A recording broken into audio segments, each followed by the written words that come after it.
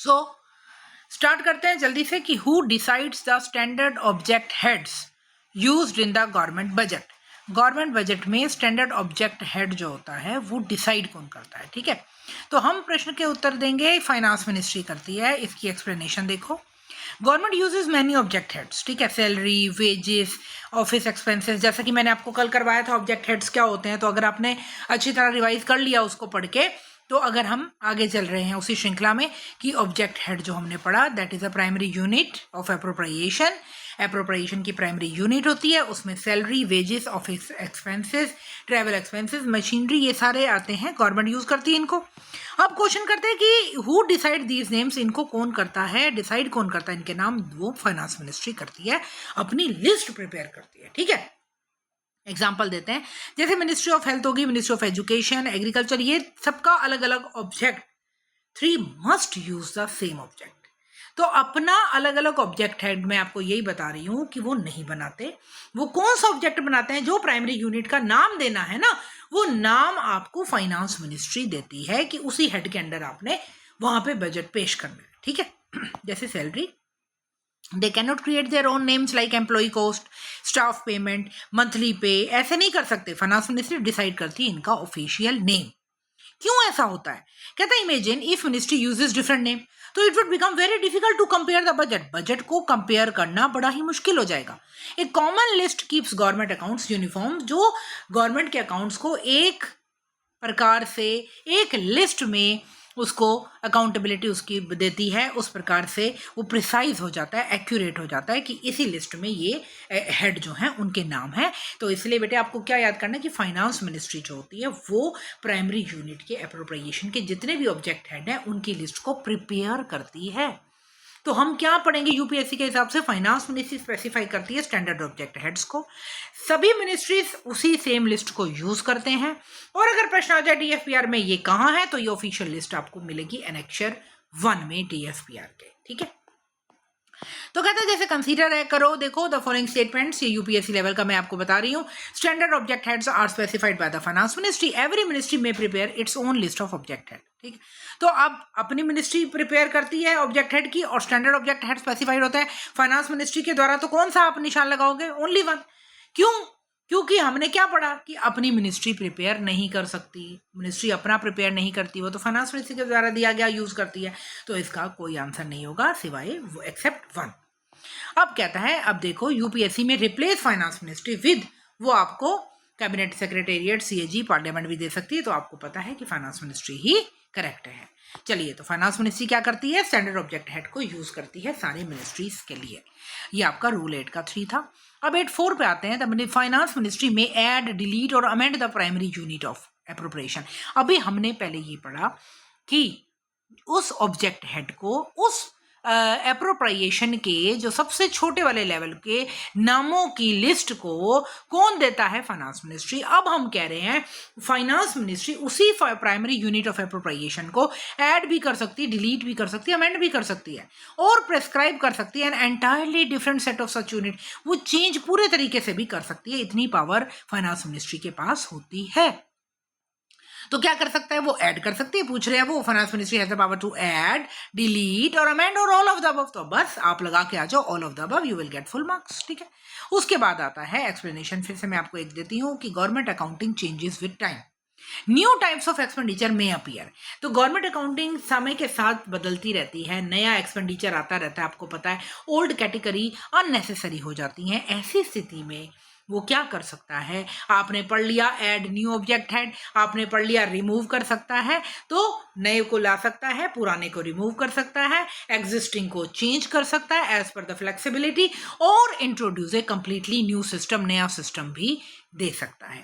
तो finance ministry क्या कर सकती है, finance ministry primary unit of appropriation जो हमने कल पढ़ा उसको आप क्लियर कर लो, उसको ऑब्जेक्ट हेड कहते हैं, ठीक है। और वो जो ऑब्जेक्ट हेड है वो उसको लिस्ट में हमें बताती है कि हमें किस नाम से हर मंत्रालय को उसको यूज करना है।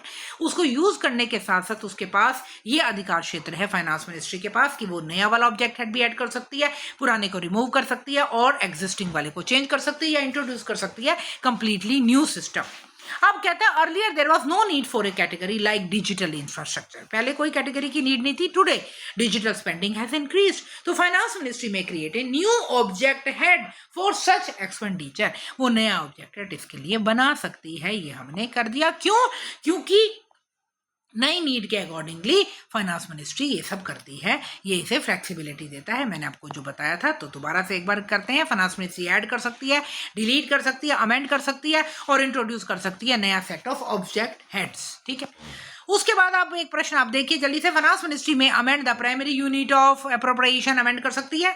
फाइनेंस मिनिस्ट्री में prescribe entirely new set of primary, आपको याद है तुरंत वहां पे आप जल लगाएंगे. Both 1 and 2 are the answer. ठीक है. अब आते हैं इसके बाद हम, can the finance ministry only amend the object head, क्या वो केवल अमेंड कर सकती है? मैनी स्टूडेंट्स आंसर उसको करेंगे कि अमेंड कर सकती है. आपने याद करा हुआ है कि मैम ने तो पढ़ाया था अमेंड कर सकती है, आप यस लगा दोगे. अब प्रश्न का ध्यान से समझो. ओनली वर्ड हमें क्या बता रहा है? वो कह रहा है और कुछ नहीं कर सकती फाइनेंस मिनिस्ट्री, सिर्फ अमेंड कर सकती है. तो that is incorrect. Ministry can add, delete, amend और completely replace the existing set. तो ये आपका इनकरेक्ट होगा. तो आपने यही याद करना है. 1 लाइन रिवीजन में finance ministry can add, delete, amend और completely replace the standard object heads. चलिए अब आते हैं 5 पे, numeric codification for detail demand for grants. देखो मैं आपको डिमांड फॉर ग्रांट्स को भी क्लियर करके बताऊंगी. सबसे पहले हम एक बार न्यूमेरिक कोडिफिकेशन पढ़ लेते हैं. इसका कंसेप्ट पहले आपके सामने क्वेश्चन है कि how many standard tyres of classification, classification में कितने स्टैंडर्ड टायर्स होते हैं जब हम डिटेल्ड डिमांड फॉर ग्रांट्स देते हैं. डिमांड फॉर ग्रांट्स को जब हम भेजते हैं तो कितने क्लासिफिकेशन में उसकी श्रृंखला होती है? तो उसका आंसर है 6. सिंपल आपको एक्सप्लेनेशन देते हैं. तो government expenditure is not recorded randomly. कभी भी गवर्नमेंट का जो एक्सपेंडिचर होता है वो रैंडमली रिकॉर्ड नहीं होता, उसमें एक फिक्स्ड क्लासिफिकेशन सिस्टम होता है. ठीक है. किसको? एक्सपेंस को वो फिक्स्ड क्लासिफिकेशन सिस्टम में एक निर्धारित करती है. तो this classification helps the government to know, क्या गवर्नमेंट की हेल्प करती है? क्या कि what function the money is use for, money किस लिए यूज की गई, which program is being funded, किस प्रोग्राम में हम पैसा देंगे, विच स्कीम इज इन्वॉल्व, किस इन्वॉल्व को करेंगे हम स्कीम को, और what exact item the money is spent on, और कौन से आइटम पे मनी स्पेंट हो गई. तो इस पर्पज के लिए the government follows 6 tier in the detailed demand for grants. These 6 move from broad category to the exact item of expenditure. बड़े से लेकर छोटे तक एक्सपेंडिचर की सारी कैटेगरी आती हैं.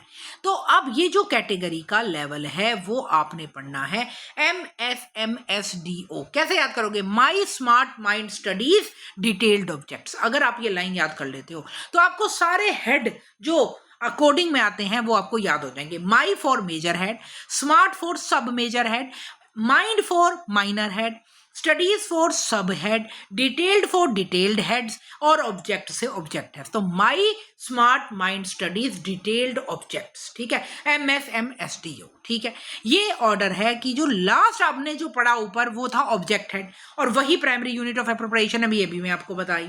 अब ईच टायर को हम एग्जांपल से पढ़ेंगे. सबसे पहले हमने माई का मेजर पढ़ा. मेजर हेड क्या होता है? तो बेटे मेजर हेड होता है जैसे गवर्नमेंट को स्पेंड करना है पैसा गवर्नमेंट के हॉस्पिटल पे, तो मेजर हेड क्या होता है? 4 डिजिट का. ठीक है. तो 4 डिजिट का मेजर हेड होता है जो बताएगा आपको फंक्शन क्या है, यानी broad area of government work का, वर्किंग का है क्या broad area, that is a main function which is called the major head. जैसे हेल्थ से रिलेटेड है, it answers which major head is the expenditure related to, कौन सा major function expenditure से रिलेटेड है, तो कौन सा major function is related to, तो that is a major head. अब आता है सेकेंड.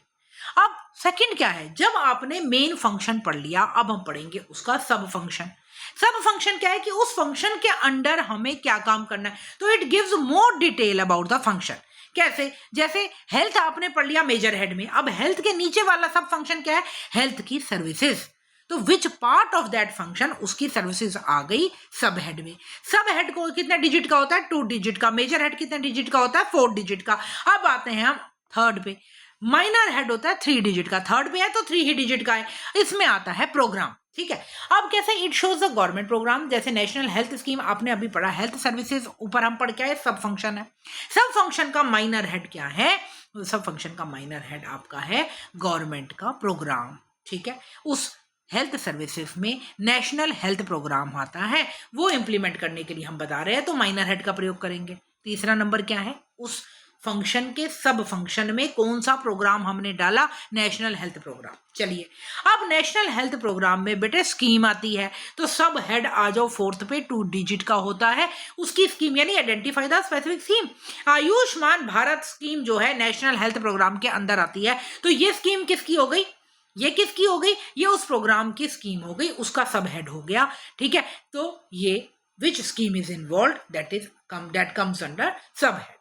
अब आता है डिटेल्ड हेड जो 5वें नंबर पे आता है। इस स्कीम का सब स्कीम क्या है, it further details with in the scheme that is अब ये स्कीम क्या करेगी, ये स्कीम किस लिए है, ये स्कीम है हॉस्पिटल इंप्रूवमेंट कंपोनेंट के लिए, यानी कि हॉस्पिटल्स में कैसे हमें इंप्रूव करना है। तो हमने बता दिया डिटेल्ड हेड किसकी है, स्कीम का सब स्कीम।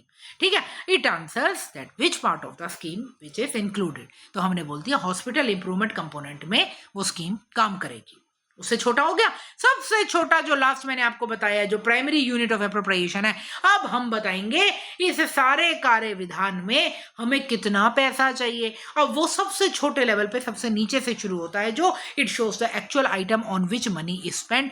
वो कैसे, आपको सैलरी चाहिए, आपको ऑफिस एक्सपेंसेस चाहिए, उसमें आपको मशीनरी चाहिए, ट्रैवल एक्सपेंसेस चाहिए, यहाँ से वहाँ जाना पड़ेगा, और तो what exactly is the money spent on, exactly money इस सब कार्यभार में कहाँ कहाँ खर्च होगी, तो ये हमने बताया ऑब्जेक्ट हेड में। इसीलिए ऑब्जेक्ट हेड आपको बहुत इंपॉर्टेंट मानने देता है। Again it will becomes 2 digit. तो कंप्लीटली एग्जाम्पल फ्लो में आपको बताती हूँ कि देखो, मेजर हेड में हमने क्या पढ़ा, सबसे मेन फंक्शन है हेल्थ का। हेल्थ में मेन फंक्शन में सब फंक्शन, तो मेजर हेड आपने पढ़ा, तो सब मेजर आ गया, मेजर का छोटा भाई सब मेजर आ गया, तो मेडिकल सर्विसेज उसमें कौन सी आती हैं। अब आ जाओ माइनर पे, जो थर्ड पे है, तो थर्ड पे माइनर 3 डिजिट। अब आता है यहाँ पे उस सब फंक्शन में जो आपने सर्विसेज मेडिकल सर्विसेज पढ़ी, उसमें क्या करोगे आप, उसका एक हेल्थ प्रोग्राम चलाएंगे जी, वो प्रोग्राम आ गया आपका माइनर हेड में। उस प्रोग्राम में क्या होगा, उस प्रोग्राम में जी माइनर हेड जो आपने पढ़ा इसका सब हेड है, यानी हॉस्पिटल की स्कीम है। ठीक है, अब हॉस्पिटल की स्कीम में क्या किया जाएगा, हॉस्पिटल की इंप्रूवमेंट की जाएगी, जो सब हेड की डिटेलिंग है, यानी उसकी सब स्कीम। और लास्ट में उसमें चाहिए आपको क्या क्या, जो जो इक्विपमेंट चाहिए, वो मेरा एक्चुअल एक्सपेंस है, वो मैं प्राइमरी यूनिट में जाता हूँ, primary unit of appropriation that is objected, ये मेरा गवर्नमेंट हॉस्पिटल का पूरा एक्सपेंडिचर है। तो यूपीएससी पॉइंट के हिसाब से हम क्या याद करते हैं कि detail demand for grants follow 6 standard tyres, classification move होते हैं जनरल से स्पेसिफिक की तरफ, ऑब्जेक्ट हेड जनरल से स्पेसिफिक पता है ना, ऊपर से नीचे की ओर, और object head is a fix और फाइनल टायर है, और ऑब्जेक्ट हेड रिप्रेजेंट करता है प्राइमरी यूनिट फॉर एप्रोप्रिएशन। ठीक है, तो यहां तक आपने पढ़ा। और ये हमने क्या याद करना है कि मेजर हेड के 4 डिजिट होते हैं, सब मेजर के 2 होते हैं, माइनर में तीसरे नंबर पे है तो 3 होते हैं, इसमें नीचे फिर 2 होते हैं, फिर डिटेल्ड ऑब्जेक्ट सब में 2 होते हैं। ठीक है, तो अब ये क्वेश्चन देखो कि consider the following statement regarding the classification in detailed demands for grants. Major head represent function, object head represent, major head को आपने अभी ऊपर पढ़ा, फंक्शन को रिप्रेजेंट करता है। ठीक है, ऑब्जेक्ट हेड आपने पढ़ा, ऑब्जेक्ट करता है प्राइमरी यूनिट फॉर एप्रोप्रिएशन। ठीक है, उसके बाद माइनर हेड आपने पढ़ा, स्कीम को करता है नहीं। चलो देखते हैं, हमने आपको क्या पढ़ाया था, माइनर किसको करता है, माइनर तो करता है प्रोग्राम को, स्कीम को तो सब हेड करता है, हम तो याद कर चुके हैं। तो यहाँ पर अब आप गलत नहीं लगाओगे, इसका मतलब थर्ड वाला ठीक नहीं है, हमारा तो पहला और दूसरा ही सही है, तो ओके, एक्सप्लेनेशन आपको मैंने बता दी, आंसर इसका हो गया 1 और 2 ओनली। ठीक है, क्योंकि मेजर में फंक्शन है, ऑब्जेक्ट में प्राइमरी है, लेकिन उसमें नहीं है। ठीक है, माइनर में प्रोग्राम है, नॉट द स्कीम। तो ये हमने करेक्ट को सही बता दिया कि माइनर हेड स्कीम है, स्कीम है क्या, नहीं, माइनर हेड प्रोग्राम है। ऑब्जेक्ट हेड स्कीम है क्या, नहीं, ऑब्जेक्ट हेड तो प्राइमरी यूनिट ऑफ एप्रोप्रिएशन है। तो आपको क्या याद करना है कि प्रोग्राम में माइनर हेड है, स्कीम में सब हेड है, सब स्कीम में डिटेल्ड हेड है, और एक्सपेंस कहाँ आता है, ऑब्जेक्ट में, जो कि लास्ट वाला होता है। तो 1 लाइन रिवीजन में आप क्या करेंगे, आप करेंगे detail demand for grants 6 tier, major से सब मेजर, फिर माइनर, फिर सब, डिटेल्ड, ऑब्जेक्टिव। वो लाइन आपको खुद अभी इस समय अपने आप बोलनी है जो मैं आपको ऊपर पढ़ा के आई हूँ। ठीक है, आई विल नॉट से अगेन। और ऑब्जेक्ट हेड प्राइमरी यूनिट है, और जो कि एक्चुअल एक्सपेंडिचर है। कल मैं आपको कराऊंगी रूल 8-5। ठीक है, तब तक इसको अच्छे से याद करिए, और प्लीज़ इसको सब्सक्राइब करके इसको फॉलो करिए। जितना फॉलो करोगे और जितना अच्छे से इसको समझोगे, डेफिनेटली आपको सभी चीज़ों के जो वहाँ पे क्लियर होंगे, नोट से क्लियर हो जाता है कि हमें आंसर कौन सा देना है, and you will never get any negative marking. ठीक है, टिल देन बाय बाय, और इसको रिवाइज करो।